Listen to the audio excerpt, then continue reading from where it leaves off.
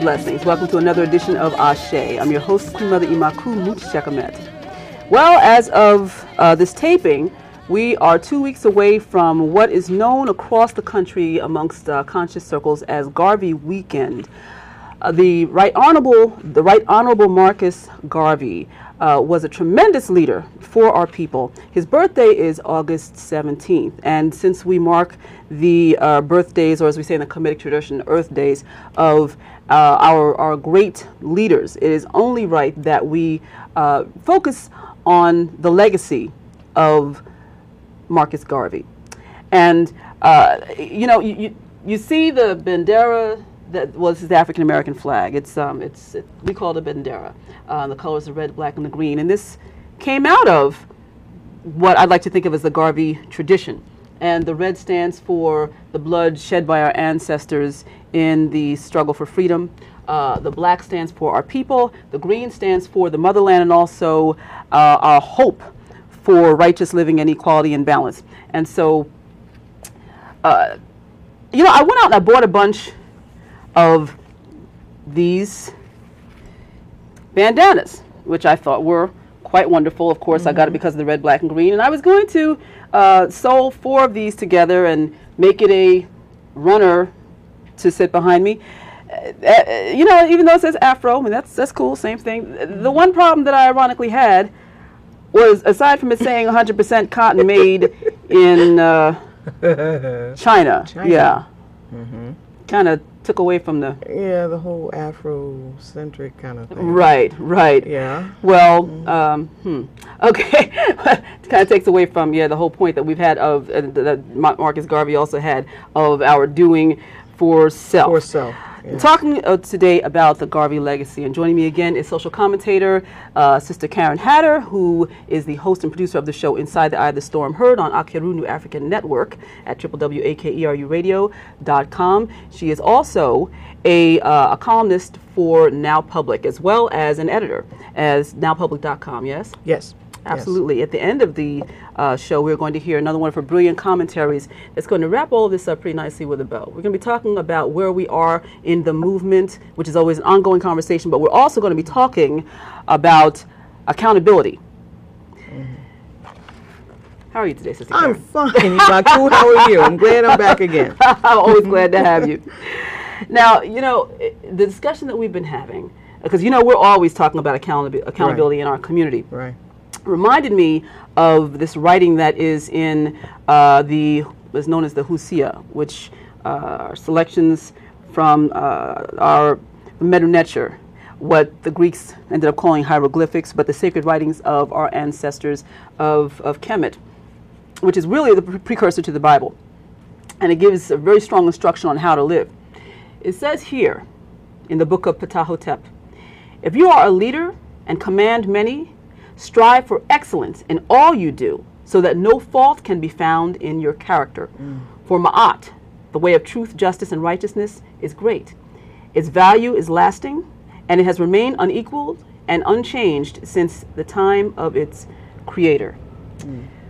Well, now, I think that so justly fits the description of the leadership of the Honorable Marcus Garvey. Yes, what are your thoughts? Yes, it does. Yes, I think it does indeed. It does indeed. Honorable Marcus Mosiah Garvey had a vision of uniting Africans wherever we were. The whole concept of, I believe the slogan was Africa for the African. at home and abroad. Which is also part of our tagline with Akheru, healing the black family at home and abroad. Right. And his mission was to try to help the African community to do for self. He came up with any number of self-help plans, and he had implemented them and put them in place. And those of us in the conscious community like to believe, and I think it can be proven through history and documents that are made available now, that Marcus Garvey was the first casualty of COINTELPRO. They like to tell us that COINTELPRO began in 1956 and ended in 1972. But actually there was a specific program that was created that its first large target was Marcus Garvey. Well, tell us more about that. I mean, because certainly the fact that there are a lot of young people who don't know enough about the legacy of our elder, of our ancestor, of our high ancestor. But also there are many people today who really don't know, and they don't understand how it is that he was perceived to be such a threat. Well, when he was among us, he was considered a very charismatic leader. And at the height of the popularity of the Universal Negro Improvement Association, which was the name of his organization, UNIA, and at the height, it has been speculated that he had hundreds of thousands to millions of followers. But this was not just people running around and saying, you know, Marcus Garvey, rah, rah, rah. They were actually doing things. They were creating businesses, and they were networking throughout the world in the Caribbean. And he was involved in trying to engage Liberia. I'm unclear on exactly all of what his plan was for Liberia, but it sounded like, remember, he promoted going back to Africa, but it was, if you want to stay here, you stay here too. So I believe that Liberia was key to his plan to try to resettle some of the descendants of Africa back onto the continent. I believe that that's how Liberia figured into that. Right. In fact, there was a time where he was accused of wanting to take all people of African descent back to Africa, and he made it clear, no, I'm not talking about everybody. No, just those that want to go. Well, also he said that there are black folks here who aren't of much use here, so why we want to take them? So why we take them? Yeah, that was a good point too. You know. That was a good point too. But see, what's been found out is that as early as, now the UNIA was founded in 1914, and it was found out that around 1917, the New York police, because he was headquartered in New York at that point in time, in Harlem, and so the New York police and the federal authorities were all making note of his speeches and taking note of, now mind you, this is long before technology that you really were able to surveil in a good way. So this is people sitting up in there taking notes, you know, and writing down what he's saying, right? And so Hoover got into the Justice Department in 1917, and his first order of business in 1919, after the UNIA began to grow, and the Negro World, the paper that was put out by the UNIA, it began to be widely circulated around the world. And at that point in time, Hoover actually began a campaign against Garvey. He referred to Garvey as a notorious Negro agitator. That's how he referred to them. Now, interestingly enough, I also read that if what I'm saying is correct, that Hoover also enlisted the help of 4 African Americans to work with him. Well, I tell you, prior to 1919, he had always used informants within Garvey's movement. I have not researched and found any names other than the name of a FBI agent, the first black FBI agent who was specifically enlisted for this job. His name was James Wormley Jones, but they called him Jack Jones, and he was specifically enlisted so that he could infiltrate in Harlem and, you know, get in there and see what they're doing, you know, because of course the white agents that they had were a little bit more conspicuous. Yeah. Ironically, we still have that problem today with people who infiltrate. Yes, we do, with infiltrators. But the fear that they had of Garvey was the same fear that they actually articulate in the COINTELPRO papers that have been released through the Freedom of Information Act, and that being the whole idea of fearing the rise of a black messiah kind of a figure. And it's understood that the idea was that they feared thousands of masses of blacks under his influence, okay? And basically, in addition to just spying on him, it's been documented that some of the ships that he had purchased under the Black Star Line, they had actually been sabotaged. They had put some kind of inert material in the fuel so that, you know, the boats couldn't run, you know. And but historically, it needs to be understood that Marcus Garvey founded the UNIA at the beginning of World War I. And World War I basically was Europe falling apart after the Bern Conference in the late 1880s, where they had decided how they were going to chop up Africa. And after they chopped up Africa, some people started looking around and saying, wait a minute, I got a raw deal. You know, so now they're fighting in Africa again over Africa. Well, here you have Marcus Garvey standing up saying Africa for the African, at home and abroad. So what does that do? That's snatching what Europeans have decided is their property away from them. It's unclear to me whether they actually thought that Marcus Garvey was able to put that forward as a true threat and actually, you know, snatch everybody out of there.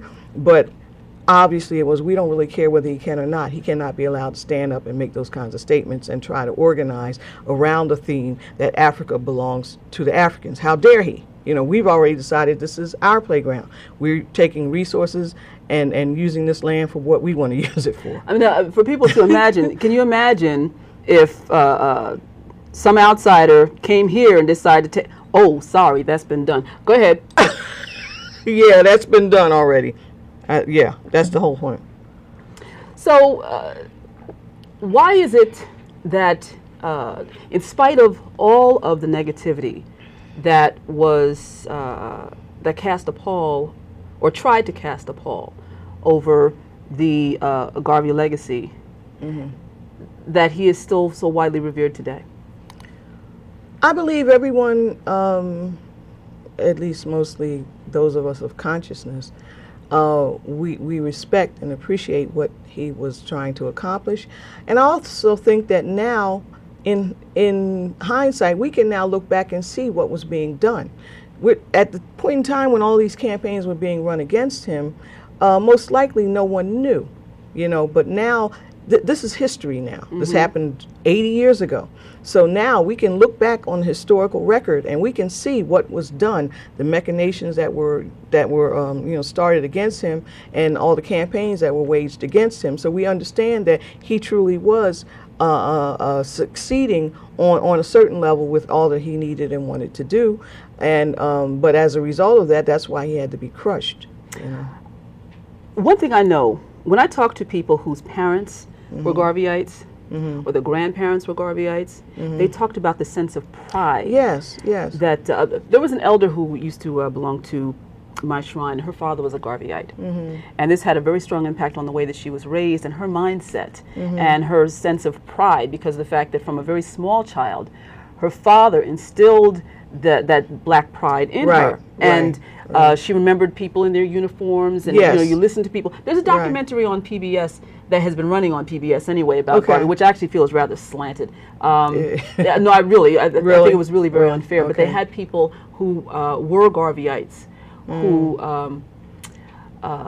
had talked about negative kind of things. No. Actually, they had very positive things. In spite of the positive things, there was always this coming back with all the negative. All the negatives that was put out about him. But the fact is, they didn't buy into it. Okay, and they were still as proud. You know, I think the fact that he was able to galvanize legions of us, in spite of everything that was happening, and realizing that, you know, to realize that we have a reason to have a good sense of worth, you know, and to stand up for what it is that we believe, and to be treated justly, and not to fear any man. That was his message. But that's the problem. See, We're talking, and you're absolutely right. I've spoken to several elders that have been Garveyites. They kind of inherited the mantle from their parents, kind of thing. And the UNIA is going through a bit of a resurgence out here on the East Coast. It is. There's a chapter in Philadelphia. Yes, and that's the one I'm most familiar with. And I have a friend who is closely associated with them, and they're getting a lot, as they say, new young blood in, because a lot of the individuals were all elders. I mean, they were very elderly. But I believe that the pride factor was the key. I mean, we're talking about in 1914, what, if I do the math correctly, that's less than 50 years out of slavery, right? Now, we're talking about all over the world. Remember, the Caribbean was enslaved, you know, so-called America was enslaved. So we're talking about where Africans found themselves, even on the continent. If they were not enslaved, you had colonial times there, right? So there was a certain imposition of foreign will, whether you were a so-called enslaved person or not. So the aspect of pride was key to what the attraction was for Marcus Garvey and his movement. I think that you cannot come out of an experience, I don't care what anybody tells me, and I'm getting sick of hearing it, the idea that somehow or another you spend centuries being told that you're lower than dirt and you're less than dust on someone's shoe. And that has its own kind of internal seething that eats away at you. And when you have someone come along like Marcus Garvey, they've often belittled him, you know, because he called himself, I believe it was, wasn't it General? General Garvey. And he actually had a general outfit, you know, with a hat and everything, you know. And but those were all things meant to rally around the idea of everybody loves a uniform, you know, and we're a people of pageantry. We love pageantry, we do, you know, and I think that was a major catch, you know, people. But I remember hearing about the parades and the pageants and all of those things. But I think that it's really, I'm hoping that this is not a question of, well, he did this and he did that, in terms of the negative things that are said. It needs to be examined with a broader lens. You can't just focus in. If you have people that are informants, they're also agent provocateurs. They're in there to sabotage things. So if there's any criminal doing, it's who's to say that this was not something that was suggested by one of those agents. Said, you know, you don't have to do that. Why don't you just do that? I'm not saying that that's the case, but I'm saying in the intricate workings of things, if you have people that are traitors in your inner circle, they can goad you and point you into directions you may not have intended to go. That's very true. You know, and that all comes from basically not really having a strong sense of self. Yes. And let's fast forward that to today, because in terms of leadership, like we at Akeru New African Network, we really pride ourselves on the responsibility that goes along with being in the position of getting the message out on the airwaves. What message are you sending? Right. What message are you sending? Right. And you recently did a commentary about what's happening over at BET. Yes. Again, we're talking about accountability. We're talking about what it is that you are doing and what responsibility it is that you carry in terms of positivity for our people, for building esteem, for educating, for inspiring. And certainly BET has fallen short from almost the very beginning, but now has truly gone through some major downward spirals again and again. Every time you think there's a new low, they reach another one. And so now would be a good time for us to hear the commentary that you have regarding BET. And also I want to remind you, by the way, I will be in the Jacksonville, Florida area for Garvey weekend. And if you want any more information, then you can just, as far as contacting Sister Karen and also about any other thing that's coming up, then you can go to our website at www.akeruradio.com. But for right now, let's listen to your commentary. All right.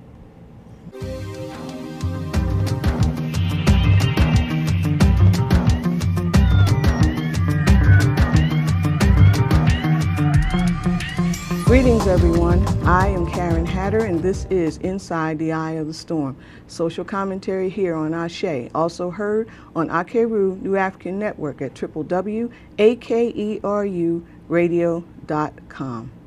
Bob Johnson's Our Stories Films. Bob Johnson, he likes to be called Bob, founder of Black Entertainment Television, BET, sold BET to Viacom, which also owns CBS. This business move made Bob the first African-American male billionaire. He now is a hotelier and has started the film company Our Stories Films. His partners at Our Stories Films are the Weinstein brothers, Bob and Harvey, who built Miramax Studios, which they sold to Disney for over $70 million in 1993. Bob Weinstein heads Dimension Films, a subsidiary of Miramax, which comes under the control of Disney. From PRNewsWire.com, it is reported that, quote, Ford and Our Stories Films have formed an exclusive new marketing alliance that includes product placement, script integration, sponsorships, and promotions of featured film titles. Our Stories Films is a film venture between Robert L. Johnson, founder, Black Entertainment Television, and Hollywood super producers Harvey and Bob Weinstein. Producer Tracy Edmonds will serve as OSF president and COO. Our Stories Films' debut film, Who's Your Caddy, starring actor-rapper Big Boy, is in theaters nationwide July 27th, unquote. The first film offered by Our Stories Films, Who's Your Caddy, could be described as a kind of fish-out-of-water rap star who seeks to teach a lesson to the all-white club to which he has applied for membership. By all accounts, the film contains racially offensive stereotypes, with the jokes consisting of crass body and toilet humor, with BlackTalentNews.com saying if this demeaning movie had been made by mainstream Hollywood, it would be courting charges of racism, unquote.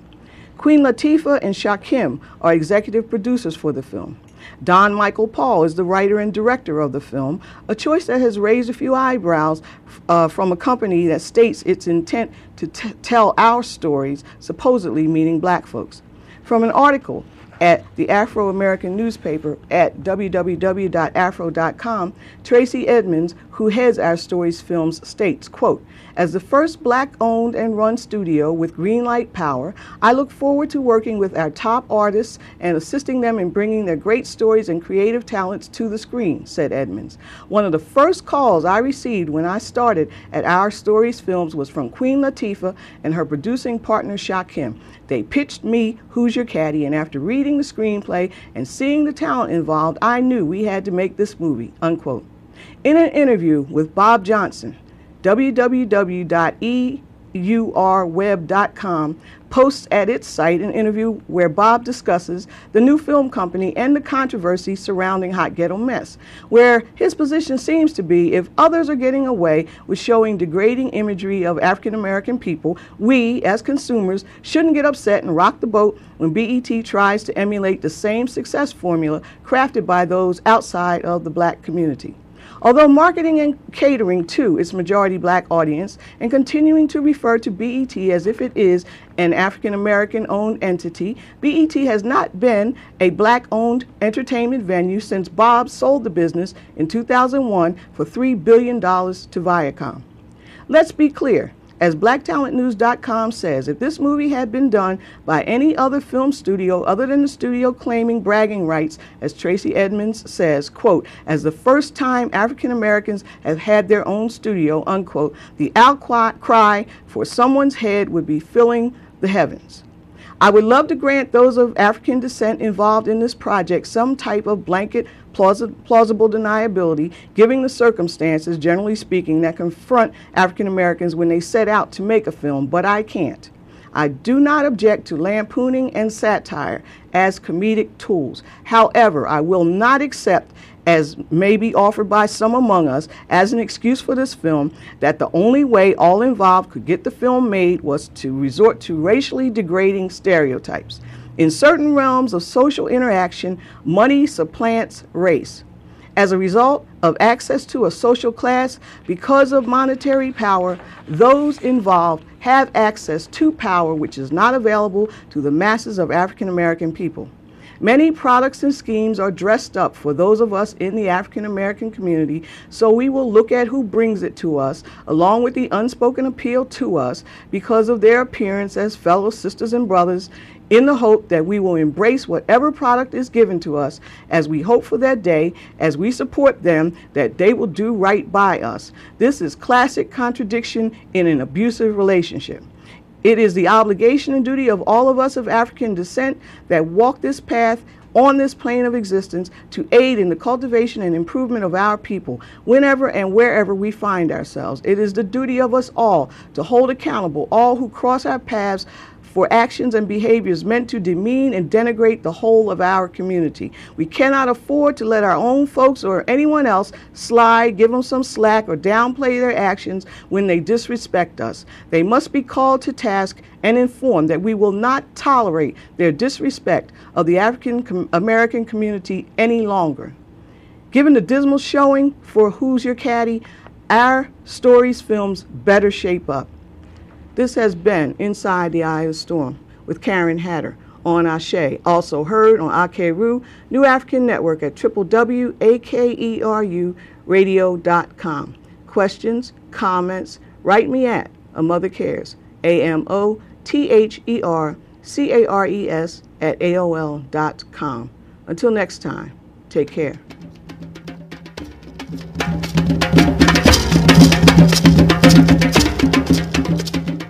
I'd like to thank Sister Karen, as usual, for her brilliant commentary. And, you know, the thing that I always come back to is, what would our ancestors say if they were sitting right here, right now? That's, again, where the accountability factor comes into play. So be very mindful of what it is that you do, the things that you say. And just from people looking at you, what is the message that you convey? And speaking of the ancestors, the book that I'm recommending for this week is called Let the Ancestors Speak, Removing the Veil of Mysticism from Medu Neter by Ankh-Mi Ra. Medu Neter is literally the word of God. That is what the Greeks came to call hieroglyphics. But we know it has a much, much deeper meaning. And this brother has written a wonderful guide to the grammar of the language of Kemet, Kemet being the original name of ancient Egypt. And I applaud this brother. He goes into such wonderful, wonderful detail, breaking down every single element of speech that you could possibly think of. And so, this is the book that we recommend for this week. Also, want to remind you to tune in to Akeru New African Network at www.akeruradio.com, as well as checking out my website at, say it with me now, www.mwtshekhemet.org. This has been Queen Mother Imakhu Mutshekemet, Shemotep. Claim your personal power. Ashe.